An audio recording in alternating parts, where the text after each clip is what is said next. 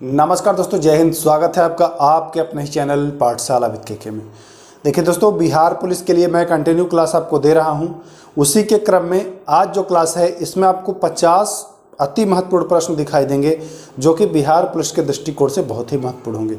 इससे पहले मैं आपको बहुत सारे क्लास दे चुका हूं, उसका मैं प्लेलिस्ट भी बना चुका हूं। सब्जेक्ट वाइज मिल रहा है, एक ऑल सब्जेक्ट का मिल रहा है, इसी तरह से तमाम प्लेलिस्ट बना हुआ है। आप एक बार चैनल पर जाएं और देखें। और अगर आप बिहार पुलिस की तैयारी कर रहे हैं, चाह रहे हैं कि इस बार 21,391 में आपका सिलेक्शन हो, तो निश्चित ही सारे वीडियो को देखें और सबका पीडीएफ आपको हमारे ही टेलीग्राम चैनल से मिल जाएगा। पीडीएफ कैसे प्राप्त करना है वीडियो के अंत में मैं आपको बताऊंगा। तो ज़्यादा वक्त ना गवाते हुए वीडियो को शुरू करता हूं। तो देखिए, सबसे पहले मैं इसको मिटा देता हूं क्योंकि पहले का लिखा हुआ है, मैं इसको मिटा देता हूं। और पहला प्रश्न देखिए, शानदार प्रश्न है। द्रोणाचार्य पुरस्कार को कब प्रारंभ किया गया है? द्रोणाचार्य पुरस्कार को कब प्रारंभ किया गया है, ये पूछा जाता है। अच्छा, ये तो आप लोग जानते होंगे कि द्रोणाचार्य पुरस्कार किस क्षेत्र में दिया जाता है। तो द्रोणाचार्य पुरस्कार खेल प्रशिक्षकों को दिया जाता है। उत्कृष्ट प्रदर्शन के लिए खेल प्रशिक्षकों को दिया जाता है, ये तो बात पता है। लेकिन यह कब शुरू किया गया है, ये पूछा जा रहा है। तो वर्ष 1985 में इसको शुरू कर दिया गया है, तो ध्यान दीजिएगा। दूसरा प्रश्न, अच्छा आपको पता है कि खेल से प्रश्न आते हैं, इसलिए खेल से जो प्रश्न बन रहे हैं उनको इग्नोर नहीं करना है, उनको ध्यान में रख के ही तैयारी करनी है। देखिए, जो भी डिमांड है एग्जामिनर का, जो क्वेश्चंस आपसे पूछे जाते हैं उन्हीं टॉपिक से और उन्हीं सिलेबस से पढ़ें। ये नहीं कि पूछता कुछ और है और पढ़े कुछ और, रिजल्ट यहीं से गड़बड़ होता है। जो डिमांड है आयोग का उसको जरूर आपको पूरा करना है, तो इन चीज़ों पर ध्यान देना होता है। किस राज्य में खेलों को उद्योग का दर्जा मिला है? यानी सीधा सा प्रश्न है कि खेलों को उद्योग का दर्जा किस राज्य के द्वारा प्रदान किया गया है? तो मिजोरम में। जी हाँ, मिजोरम में खेलों को उद्योग का दर्जा प्राप्त है, ध्यान दीजिएगा। मिजोरम इसका सही जवाब हुआ। किस राज्य में खेलों को उद्योग का दर्जा मिला है? तो मिजोरम। चलिए 3 नंबर सवाल, आधुनिक गोल्फ का खेल सर्वप्रथम कहाँ में शुरू हुआ है? आधुनिक गोल्फ, जी हाँ, आधुनिक गोल्फ का खेल सबसे पहले स्कॉटलैंड में शुरू हुआ। कहाँ में? स्कॉटलैंड में आधुनिक गोल्फ की बात की जा रही है। देखिए, 1 अक्टूबर में इस प्रश्न को पूछा गया था। क्वेश्चन का जो ऑप्शन था वो बदला हुआ था। इस बार संभावित है कि ऐसे पूछा जा सकता है। तो मैराथन दौड़ की दूरी होती है कितने किलोमीटर की? तो 42.195 किलोमीटर। जी हाँ, 42.195 किलोमीटर की इसकी दूरी होती है, तो ये ध्यान देना है। टेबल टेनिस खेल का जन्मदाता कौन सा देश है? टेबल टेनिस, जी हाँ, टेबल टेनिस खेल का जन्मदाता जो है वह है इंग्लैंड। तो इस बात को भी ध्यान रखना, टेबल टेनिस खेल का जन्मदाता इंग्लैंड, ध्यान रखिएगा। बढ़िया प्रश्न है। प्रश्न संख्या 6, क्रिकेट के बल्ले बनाने का सबसे अच्छा पेड़ है? बल्ला मतलब बैट। ये प्रश्न बिहार सब इंस्पेक्टर मेंस में पूछा गया है कि क्रिकेट का बल्ला बनता है किस से? तो विल्लो की लकड़ी से, सरपत की लकड़ी से इसका बल्ला बनता है। सर्वश्रेष्ठ बल्ला इसी से बनता है, ध्यान दीजिएगा। चलिए 7 नंबर सवाल भी खेल से ही है। ओलंपिक ध्वज का सृजन किस वर्ष में हुआ है? ओलंपिक ध्वज का सृजन की बात की जा रही है, तो 1913 में इसका सृजन हुआ है, तो यह ध्यान दीजिएगा, 13 में इसका सृजन हुआ है। चलिए 8 नंबर प्रश्न, गुरु जल बोर्ड कहाँ स्थित है? गुरु जल बोर्ड स्थित है मुंबई में। गुरु जल बोर्ड जो स्थित है वह कहाँ स्थित है? तो वह मुंबई में स्थित है, तो ध्यान रखिएगा, गुरु जल बोर्ड मुंबई में। शरीर के भीतर रक्त परिक्रमण में कितना समय लगता है? लगभग शरीर के भीतर पूरा 1 राउंड मारने में ब्लड को कितना सेकंड का समय लगता है? तो 23 सेकंड में 1 राउंड जो है वह मार लेता है शरीर में ब्लड जो है, तो ये ध्यान दीजिएगा, 23 सेकंड। इजी प्रश्न है, बढ़िया प्रश्न है। विटामिन सी, जी हाँ, विटामिन सी के खोजकर्ता कौन है? तो विटामिन सी के खोजकर्ता जो है वह है हॉलकट। जी हाँ, हॉलकट जो है वह विटामिन सी के खोजकर्ता है, ध्यान देना है। विटामिन सी के खोजकर्ता हॉलकट। प्रश्न संख्या 11, देखिए ये प्रश्न भी बहुत चर्चित है और बहुत बार पूछा जाता है।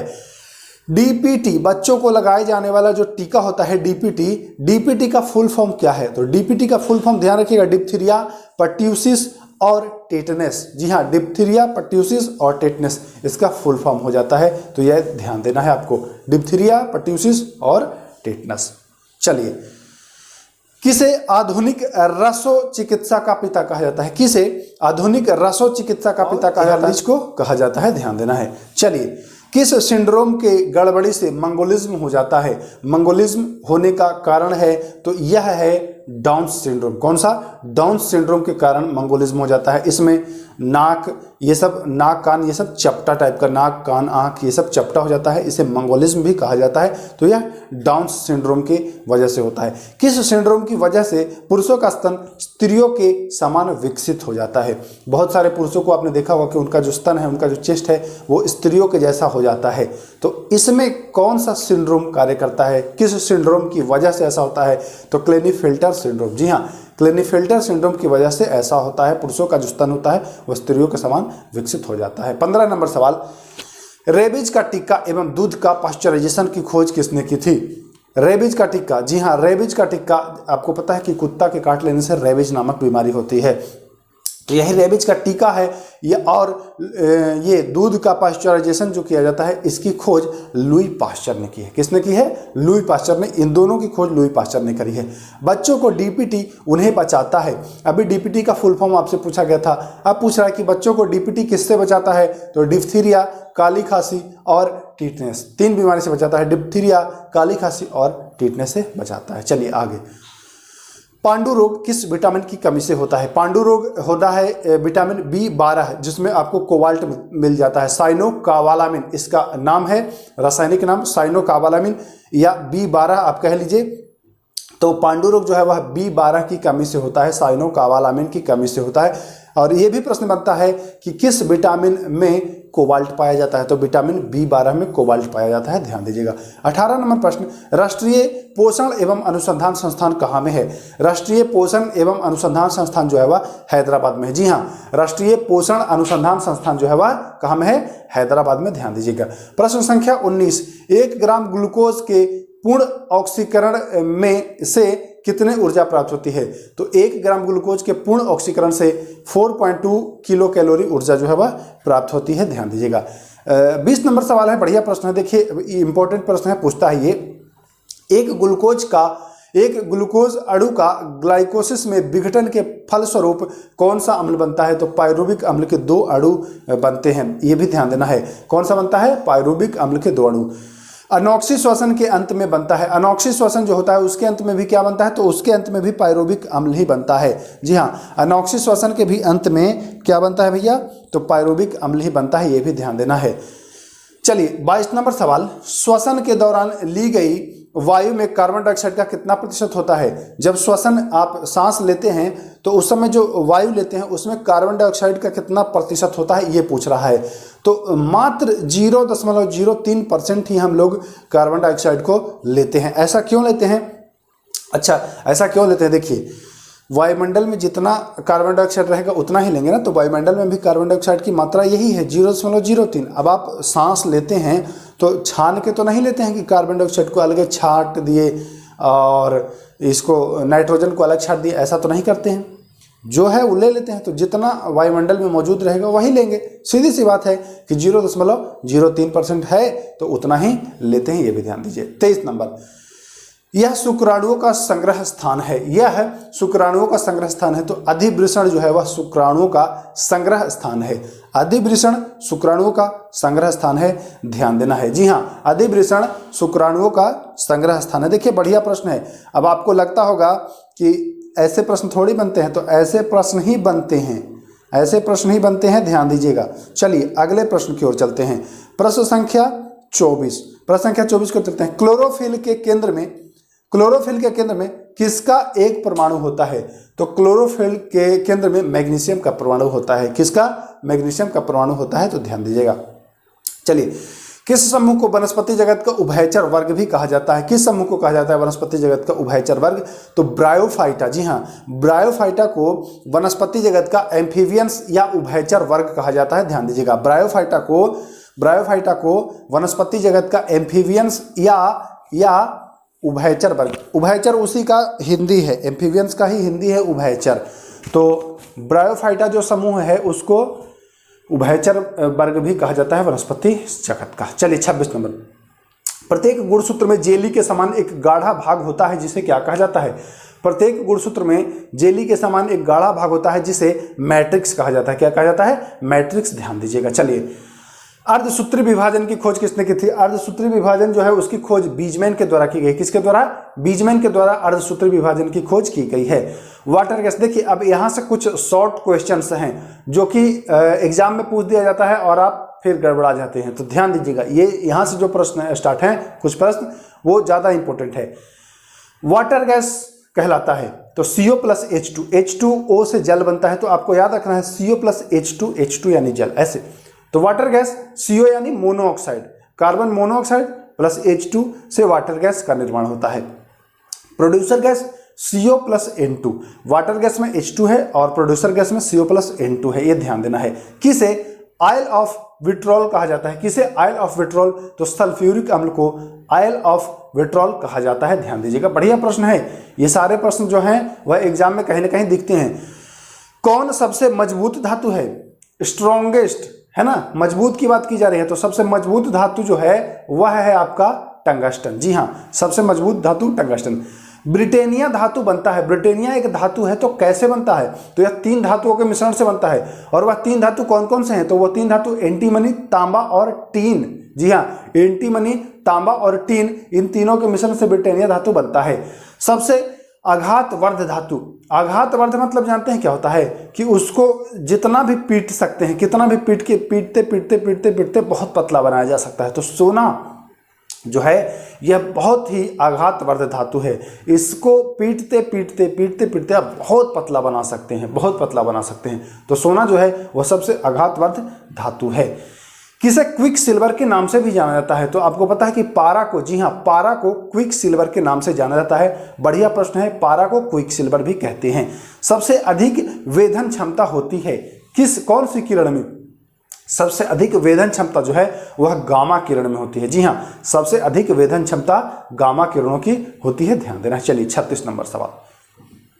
रेडियो सक्रियता की माप की जाती है, तो रेडियो सक्रियता की माप गीगर मूल काउंटर यानी GM काउंटर से की जाती है। जी हाँ, फिर से एक बार समझिए, GM काउंटर के द्वारा, किसके द्वारा? GM काउंटर यानी गीगर मूल काउंटर के द्वारा रेडियो सक्रियता की माप की जाती है। अति चालकता की खोज किसने की थी? तो अति चालकता की खोज जो है वह केमरलिंग ओन्स ने की थी। किसने की थी?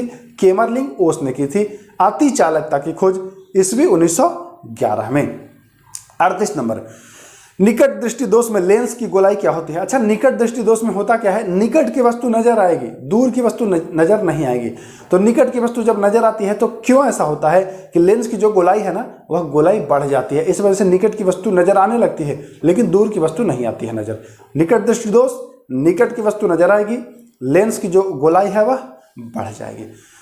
प्रकाश की वह घटना जो अनुदैर्ध्य तरंग और अनुप्रस्थ तरंग में अंतर स्पष्ट करती है। प्रकाश की वह घटना जो अनुदैर्ध्य तरंग और अनुप्रस्थ तरंग में अंतर स्पष्ट करती है वह घटना है ध्रुवण। जी हाँ, वह घटना है ध्रुवण। आपको पता है कि अनुप्रस्थ तरंग का ध्रुवण होता है लेकिन अनुदैर्ध्य तरंग का ध्रुवण नहीं किया जाता है। प्रकाश जो है वह अनुप्रस्थ तरंग है, जबकि ध्वनि जो है वह अनुदैर्ध्य तरंग में आता है, तो यह भी ध्यान दीजिएगा। पानी के अंदर हवा का बुलबुला व्यवहार करता है। अच्छा, व्यवहार करता है और दिखाई देता है, 2 तरह के प्रश्न बनते हैं। पूछा जाए कि पानी के अंदर हवा का बुलबुला व्यवहार करता है, तो व्यवहार अगर पूछे तो बताएंगे अवतल की तरह व्यवहार करता है, और अगर पूछे कि दिखाई देता है किस लेंस की तरह, तो उत्तल लेंस की तरह। लेंस की बात की जा रही है यहाँ, तो पानी के अंदर हवा का बुलबुला व्यवहार करता है, व्यवहार करेगा अवतल लेंस की तरह और दिखाई देगा उत्तल लेंस की तरह। कार्बन डाइऑक्साइड का शुष्क बर्फ में बदलना किसका उदाहरण है? में बदलना या शुष्क बर्फ में बदलना। देखिए, आपसे पूछा था कि शुष्क बर्फ के रूप में जाना जाता है तो ठोस कार्बन डाइऑक्साइड को, तो यह कार्बन डाइऑक्साइड जो है वह ठोस बर्फ में बदल रहा है। इस प्रक्रिया को कहते हैं रुद्धोष्म परिवर्तन। क्या कहते हैं? रुद्धोष्म परिवर्तन। 42 नंबर, गैस एवं द्रव में ऊष्मा का संचरण होता है। गैस और द्रव की बात की जा रही है तो गैस और द्रव में ऊष्मा का जो संचरण होता है वह कैसे होता है? वह संवहन विधि के द्वारा होता है। किस विधि के द्वारा? संवहन विधि के द्वारा होता है। ध्यान दीजिए, कौन सी विधि? संवहन विधि। यदि रेफ्रिजरेटर के दरवाजे कुछ घंटे के लिए खुला छोड़ दें, अगर आपके घर में रेफ्रिजरेटर है और उसका दरवाजा कुछ समय के लिए खुला छोड़ दें तो कमरे का तापमान क्या होगा? आपको लग रहा होगा कि जो रेफ्रिजरेटर से ठंडक होगी वो कमरे में आ जाएगी और कमरे का भी तापमान ठंडा हो जाएगा, लेकिन नहीं, कमरे का तापमान और गर्म हो जाएगा। ध्यान दीजिएगा। मनुष्य का हाथ किस श्रेणी का उत्तोलक है? तो मनुष्य का हाथ जो है वह तृतीय श्रेणी का उत्तोलक है। किस श्रेणी का? तृतीय श्रेणी का उत्तोलक है, ध्यान देना है। आवेग कौन सी राशि है? तो आवेग जो है वह सदिश राशि है। आवेग जो है वह कौन सी राशि है? सदिश राशि है, ध्यान दीजिएगा। चलिए, खगोलीय दूरी को मापने के लिए प्रयोग किया जाता है। तो खगोलीय दूरी को मापने के लिए प्रकाश वर्ष का प्रयोग किया जाता है। जी हाँ, खगोलीय दूरी जैसे पृथ्वी से सूर्य की दूरी या एक ग्रह से दूसरे ग्रह की दूरी अगर मापना है तो किसका प्रयोग करते हैं? तो हम लोग प्रकाश वर्ष का प्रयोग करते हैं। तो इन चीजों को भी ध्यान देना है। 47 नंबर प्रश्न, आपेक्षिक घनत्व को मापा जाता है। देखिए, एक आर्द्रता होता है और एक घनत्व होता है।